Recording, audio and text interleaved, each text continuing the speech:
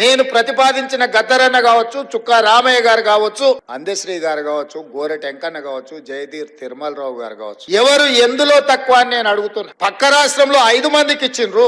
ఆ 5 మంది కంటే ఈ 5 మంది ఏమైనా తక్కువనా? ఈ సమాజానికి మా వాళ్ళు ఆదర్శంగా లేరా?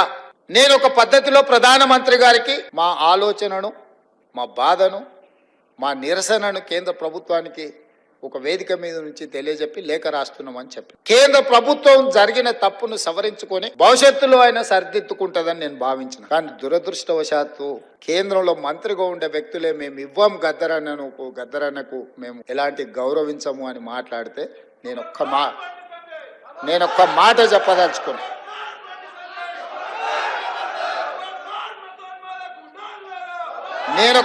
చెప్పదలుచుకున్నా. మళ్ళొక్కసారి మీరు మీ పార్టీ గద్దరన్నకు వ్యతిరేకంగా, గద్దరన్న గౌరవాన్ని కించపరిచేటట్టు మాట్లాడితే మీ పార్టీ ఆఫీసు ఉన్న ప్రాంతానికి గద్దరన్న పేరు పెడతా. నీ పార్టీ కార్యాలయం అడ్రస్ రాసుకోవాలంటే గద్దరన్న గల్లీ అని రాసుకునేటట్టు చేస్తా బిడ్డ మిమ్మల్ని. మీరు అనుకోవచ్చు ఏం చేస్తాడు ముఖ్యమంత్రి, అవార్డులు మా దగ్గర ఉన్నాయి కదా, పద్మభూషణ్ పద్మశ్రీ ఇచ్చేది మేం కదా అనుకుంటున్నావు. కానీ నీ పార్టీ ఆఫీసు గద్దరన్న రాష్ట్రంలో ఉంది, ఆ సంగతి మర్చిపోవద్దు. నీ పార్టీ ఆఫీసు ఉన్న ప్రాంతానికి, ఆ కాలనీకే గద్దరన్న పేరు పెడితే అప్పుడు ఎవరు పేరు రాసుకుంటావు? ప్రతిదానికి మా దగ్గర మందుంది స్వామి. ఇంతకు ముందు ఆయన కూడా గిట్లనే నీలిగిండు. గద్దరన్నని గేటు బయట కూసబెట్టిండు. ఏమైంది? గేటు బయట కూసబెట్టిన ఆయన లోపల ఉన్నాయన, గద్దె మీద కూర్చున్నాయన గొప్ప అనుకున్నాడు.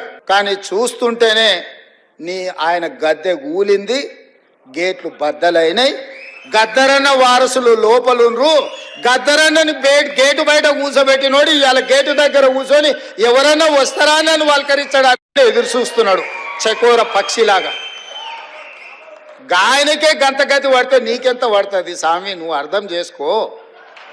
నువ్వేమి ఇయ్యకు, నేను ఇయ్యవని అడగను. నువ్వు ఇయ్యనందుకు నిరసన తెలుపుతా. ఎట్లయితే గద్దరన్నని గేటు బయట కూర్చోబెట్టినోనికి పట్టిన గతి ఉందో వచ్చే ఎన్నికల్లో నీకు గదే గతి పడుతుంది. ఓట్ల విప్లవం వస్తుంది. గండ్ల నువ్వు కొట్టుకపోతావు. మేము గద్దరన్నకి ఇవ్వాల్సిన గౌరవం కేంద్ర ప్రభుత్వం నుంచి మేమే ఇప్పిస్తాం. రాహుల్ గాంధీతో మేమే మాట్లాడతాం, అడగం, సంతకం పెడతాం.